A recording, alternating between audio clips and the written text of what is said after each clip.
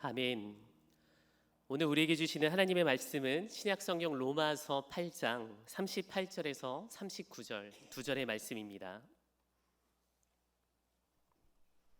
신약성경 251면 북은 로마서 8장 38절에서 39절 두 절의 말씀을 우리 한 목소리로 함께 봉독하도록 하겠습니다. 내가 확신하노니 사망이나 생명이나 천사들이나 권세자들이나 현재일이나 장래일이나 능력이나 높음이나 깊음이나 다른 어떤 피조물이라도 우리를 우리 주 그리스도 예수 안에 있는 하나님의 사랑에서 끊을 수 없느니라. 아멘. 할렐루야. 주일 저녁 주 앞에 나온 우리 성도의 삶 가운데 주님의 은혜가 더하기를 간절히 소망합니다. 우리의 삶을 아무리 둘러봐도요, 오직 정답은 예수님밖에 없습니다. 지난주 담임 목사님 설교하실 때 백문일답 그 답을 예수님으로 소개했는데 이리 둘러보고 저리 둘러봐도 결론은 예수님이라는 거죠. 오늘 이 밤 예수님 붙들기 위해서 이런저런 문제를 들고 다양한 상황 가운데 나오셨는데요. 예수님 발견하며 생명 살리는 귀한 시간 되기를 간절히 소망합니다. 몇 주 전 한 집사님과 전도 축제 얘기를 나누다가 이런 질문을 받았습니다. 목사님, 지인 가운데 교회를 나오려고 하는 이가 있는데 그런데 그 가정에 아픈 사연이 하나가 있습니다. 과거 딸이 극단적인 선택을 했기에 먼저 가슴에 딸을 묻어야 했는데 이 지인이 교회 나오고 싶다는 생각이 들어서 교회 여러 번 발걸음을 했는데 그때마다 이 성도를 가로막는 한 가지 생각이 있었는데 그것은 무엇이냐? 자신이 교회를 출석하면 극단적 선택을 한 이 딸이 지옥에 갈 것 같은 그 생각에 휩싸여서 본인이 교회 나오는 것이 어렵다는 거예요. 그러니까 성도는 아니지만 이 교회 안에 있는 생각 가운데 극단적 선택, 이 자살을 하게 되면은 지옥 간다라는 이런 이야기를 들어서인지 자신이 성도가 되고 신앙생활을 하게 되면 자신이 들었던 논리가 자신의 딸을 죽이는 것 같은 그런 생각으로 연결되기 때문에 교회에 나오고 싶은데 발걸음 할 때마다 마음에 묻었던 딸이 생각나서 이것이 어렵다라는 거예요. 이 이야기를 듣고 먼저는 이 마음에 상처가 있는 그 가정에 하나님의 위로가 더했으면 좋겠다. 이것을 어떻게 논리적으로 설명해서 그의 마음을 풀 수 있겠습니까? 그런데 하나님의 능력, 하나님의 사랑은 우리의 모든 난제를 예수님을 통해서 풀어 해결하십니다. 그래서 이 집사님과 얘기를 나누다가 주의 사랑이 임해야 되겠다라는 마음이 들어서 이 설교를 한번 이 주제를 가지고 한번 풀어보자라는 생각으로 한 주간 이 어려운 주제를 가지고 묵상하고 우리 성도님들과 마음을 나누려고 합니다. 그렇습니다. 자살 그리고 극단적 선택, 우리 성도님들의 생각은 어떻습니까? 자살하면 지옥 간다. 우리가 그렇게 알고 계신 분들도 있고 아니 한 번쯤 생각해 볼 문제다라고 이렇게 판단을 내리기를 미루는 이들도 있을 것입니다. 굉장히 민감한 질문이고 답변일 수 있죠. 그래서 이 질문에 대해 오늘 제가 답을 내리려 하기보다는 자살하면 지옥 간다는 얘기가 어디로부터 기인된 것인지 살피면서 우리가 어떤 판단을 내려야 될지 그 영혼을 향해 혹여 우리 주변에 이러한 문제를 안고 사는 이들에게 어떠한 이웃으로 나아가야 할지 생각해보는 시간을 갖도록 하겠습니다. 한국 개신교는 이 서구 기독교에 많은 영향을 받았습니다. 이 기독교의 뿌리와 배경이 이 서구로부터 확장됐기 때문이죠. 여기서 서구라는 것은 구교 그리고 종교 개혁을 일으킨 개신교를 포함하는 것이죠. 그래서 과거 이 중세 사회의 자살은 오랫동안 죄로 간주되었어요. 그래서 이 정서가 이 대한민국 땅, 복음이 들어온 이 땅 가운데도 자연스럽게 그 정서를 가지고 들어왔다는 것이죠. 이 서구에서는 자살을 죄로 여기고 지옥 간다 주장하는 것은 하나님이 인간에게 주신 이 고귀한 선물을 인간이 스스로 결정했다는 거예요. 그러니까 하나님께서 귀한 생명을 우리에게 주셨는데 그 생명을 우리가 스스로 판단해 버렸다는 것을 죄로 정죄하고 이에 대한 결과가 지옥으로 연결된다는 것을 이렇게 펼치고 있다는 것입니다. 또한 개혁 신앙, 이 청교도 가운데에서도 개인의 삶을 하나님의 섭리 아래 두어야 하며 생명을 스스로 끊는 것은 신성 모독의 행위로 동일시 보고 있었기 때문에 이 두 가지 구교와 신교 이 내용을 종합해 보더라도 자살은 하나님의 주권과 도전적 행위로 보았기 때문에 자연스럽게 우리가 이 서구에서 복음을 받아들였기에 그러한 정서와 어떠한 판단을 가지고 우리가 생활하게 되는 것이죠. 이 더욱이 대한민국 자살률은 세계에서 매우 높은 편입니다. 이로 인해 개신교 강단에서는 이 생명 존중과 자살 예방을 강조하고자 자살을 죄로 규정하고 자살은 죄, 그리고 자살은 지옥행이라는 메시지가 자연스럽게 선포되었던 것이죠. 그렇다면 이 성경에서 자살 사건을 어떻게 다루고 있는가 우리가 살펴봐야 돼요. 전통과 정서도 중요하지만 진리의 말씀이 이 자살에 대해서 어떻게 바라보고 있는지 한번 살펴보도록 하겠습니다. 이 성경에도 자살에 관한 몇몇의 이야기가 등장합니다. 우리가 잘 알고 있는 사울 왕, 그는 블레셋과의 전쟁 가운데 패전하고 도망하다가 화살을 맞게 되죠. 그리고 자신이 포위될 것을 직감하고 자신의 칼을 빼어 자결하게 됩니다. 함께 있던 부하도 동일하게 자결을 하게 되죠. 이 밖에 다윗의 책사로 함께 활동하던 이 아이도벨이 이 아들 다윗의 아들 압살롬의 편에 함께 반란을 일으키고 그의 뛰어난 전략으로 인해서 다윗을 몰아붙입니다. 그런데 자신의 계략이 다윗에게 실패한 것을 직감하자 이가 집으로 돌아가서 목을 매는 극단적인 선택을 하게 되죠. 이 밖에 또한 우리가 잘 알고 있는 신약 성경 가룟 유다, 그가 예수님을 은30에 팔고 씻을 수 없는 죄책감에 시달리다 목을 메어 자살하게 됩니다. 성경은 앞서 얘기한 3명의 사건을 숨기지 않고 그의 과정들을 명확하게 묘사하고 있어요. 그런데 여기서 중요한 것은 이 4가지 사건에 대해서 성경은 묘사를 하고 있지만 교리적 판단을 내리고 있진 않다라는 거예요. 자살은 죄가 맞습니다. 10계명 가운데서도 6번째 살인하지 말라, 이 말씀만 놓고 봐도 위의 3 인물들은 하나님 앞에 죄를 저지른 것은 분명합니다. 그러나 성경이 이 자살한 이들이 죄와 사망을 넘어 지옥에라는 결론에 도달하고 있지 않다라는 거예요. 그렇다고 해서 자살하면 지옥 안 갑니까? 라는 이 질문에 대해서 명확히 답을 드릴 수 없다라는 것이죠. 이것은 분명 하나님이 판단해야 될 몫이라는 것이지 우리가 이것을 판단할 수 있는 부분은 아니라는 것입니다.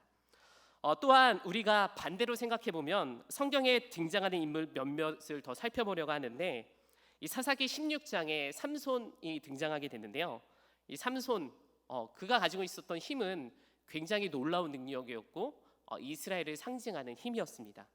그런데 훗날 이가 블레셋에 잡혀가게 되고 그의 두 눈이 뽑히고 포로가 되어 모욕을 당하게 되는데 이가 하나님 앞에서 회개하고 그의 마지막을 어떻게 결단하느냐? 하나님, 나에게 마지막 힘을 주십시오. 그리고 블레셋의 원수를 멸하게 되죠. 사건으로 봤을 때 어떤 상황이 벌어졌죠? 삼손 스스로 자신의 목숨을 해하려는 것이죠. 삼손은 분명 자신의 생명을 던져 이 마지막 사명을 완수하고 하나님께 나아갔는데, 말씀을 묵상하는 우리가 삼손이 지옥 같다라는 이 기독교 전통을 가지고 바라볼 수 있을까요? 그것은 또 다른 문제라는 것이에요. 그렇기 때문에 우리가 극단적인 선택을 한 이들을 향해서 하나님의 영역인 지옥과 천국을 결단하는 것은 매우 위험한 일이라는 것입니다. 또한 지난 인류 역사를 살펴보면 불의한 사건과 사고가 얼마나 많았습니까? 오늘날 살아가는 우리 개인의 한 인생을 살펴봐도 다양하고도 수많은 일들이 계속해서 일어나는데 지난 인류 역사상 이러한 문제들이 얼마나 많았겠냐는 거죠. 인간의 복합적인 문제를 요즘 같은 시대는 다양한 법과 복지 제도로서 수용하고 있지만 과거에는 이러한 시스템이 작용이 되지 않았기 때문에 힘이 없거나 또한 자신의 논리가 부족하게 되면 어떻게 돼요? 일방적으로 당할 수밖에 없었던 시대를 살아갔다는 거예요. 그로 인해서 극단적인 선택을 하고 자신의 의를, 자신의 생각을 목숨과 바꿔 펼치는 이들이 굉장히 많았다라고 합니다.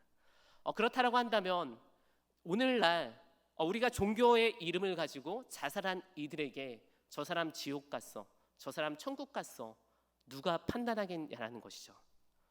그렇게 오늘 이 시간 천국과 지옥은 하나님 편에서만 판단될 수 있는 고유의 영역임을 깨닫고 우리는 하나님의 권위에 도전하는 것이 아니라 로마서 12장 5절의 말씀을 붙들고 어려운 상황을 만난 이들 향해서 나아가야 됩니다. 우리가 함께 로마서 12장 5절의 말씀을 우리 함께 봉독하도록 하겠습니다. 즐거워하는 자들과 함께 즐거워하고 우는 자들과 함께 울라.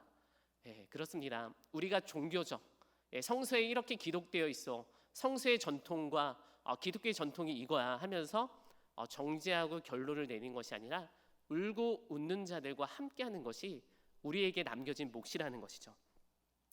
그렇다면 오늘날 자살에 대해서 극단적을 선택한 이들에 대해서 어떻게 바라보고 있는가? 자살을 향한 이들의 사회적 시선은 여전히 곱지 않습니다. 대부분 이런 말들 그리고 이런 기사들이 이런 댓글들이 올라오는데요. 자살할 용기가 있었으면 무슨 일이든 못하겠는가 하면서 고인을 안타까이 여기죠. 그러면서도 이 말 가운데는 어떤 문제를 남기고 있느냐?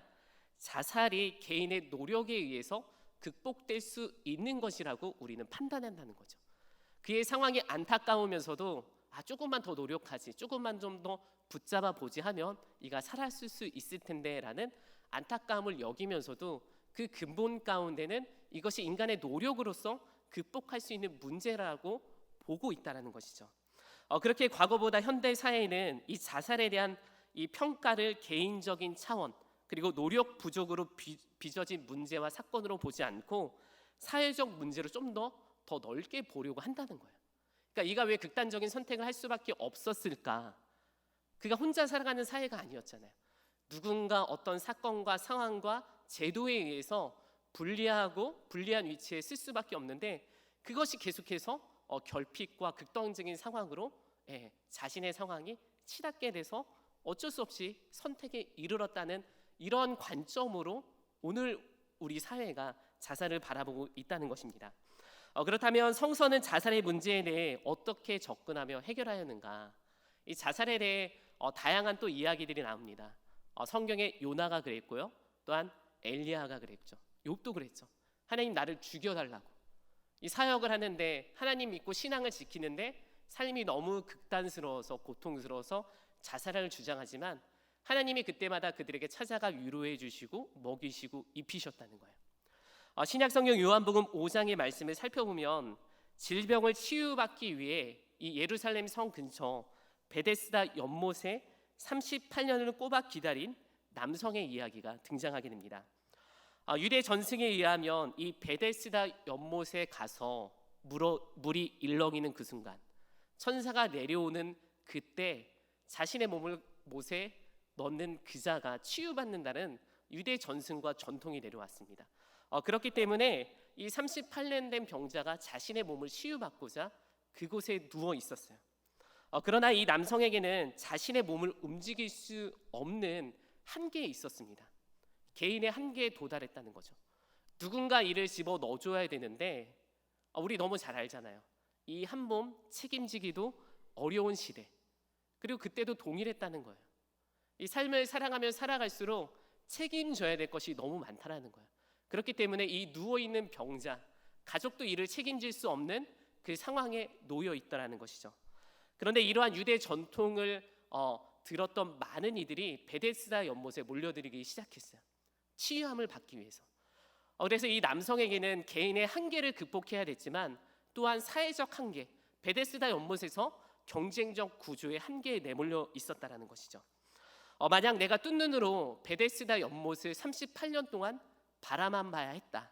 그리고 앞으로 내가 38년을 그렇게 누워 있어야 한다라고 생각해 본다면 과연 어떻게 반응하시겠습니까?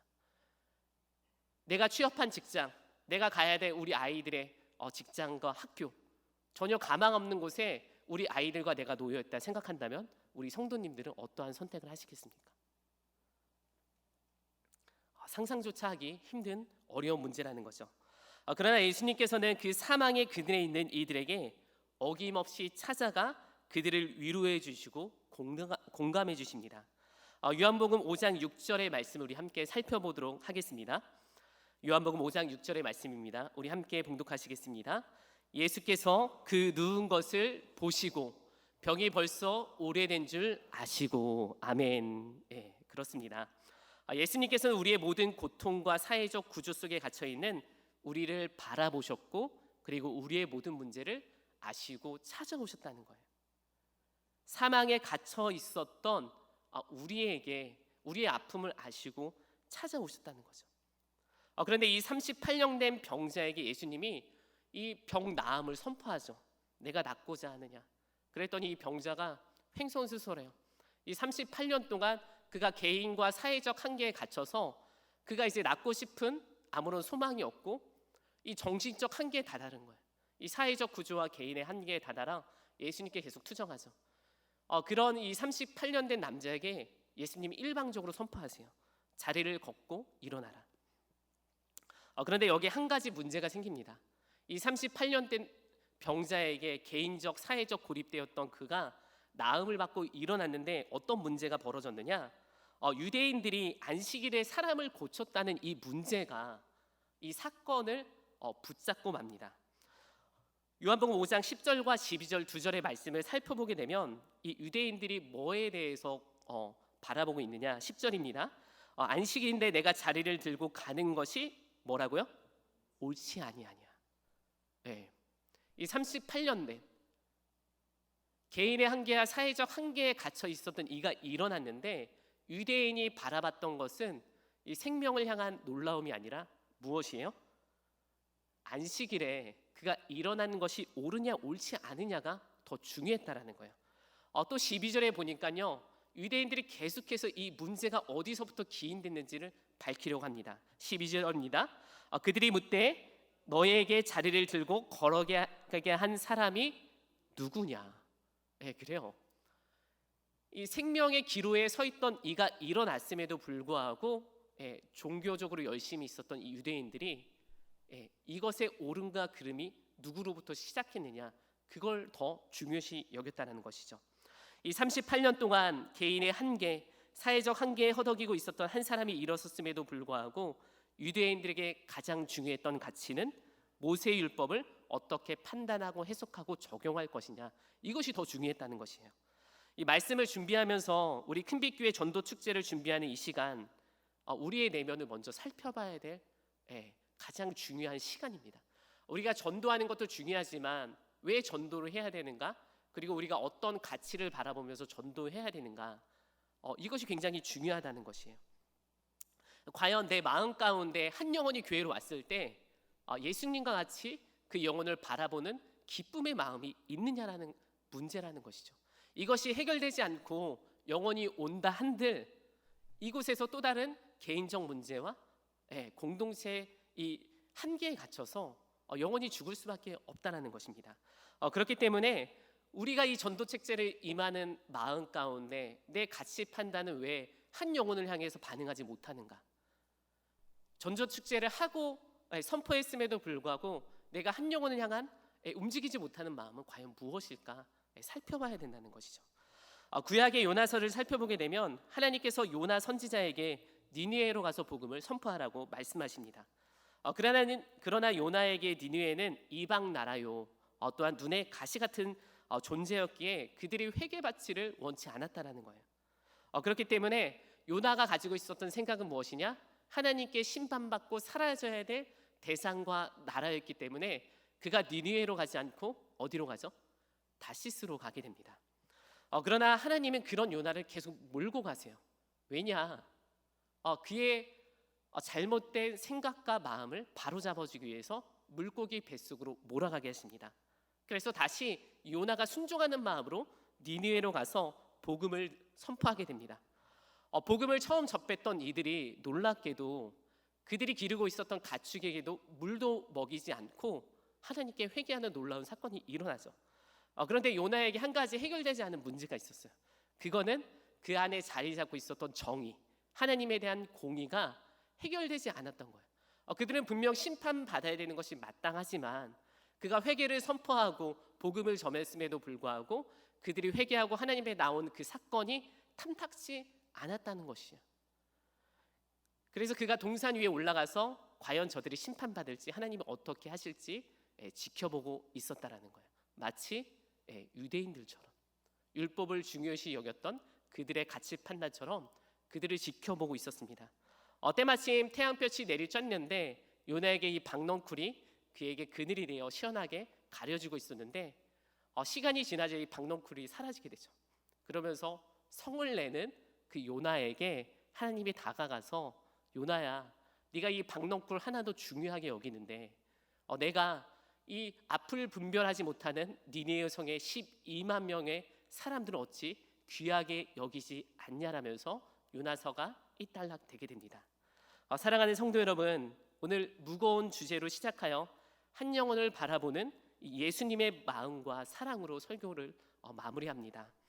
실은 우리 모두가 하나님의 율법 앞에 100번이고 1000번이고 죽어 마땅한 죄인이죠. 우리는 지옥에 갈 수밖에 없는 죄인인데 예수님께서 우리에게 값없이 오셔서 의인의 길로 천국의 길로 우리의 삶을 인도해 주셨다는 거예요. 그리고 우리가 이렇게 저렇게 큰빛교회로 부름받았잖아요.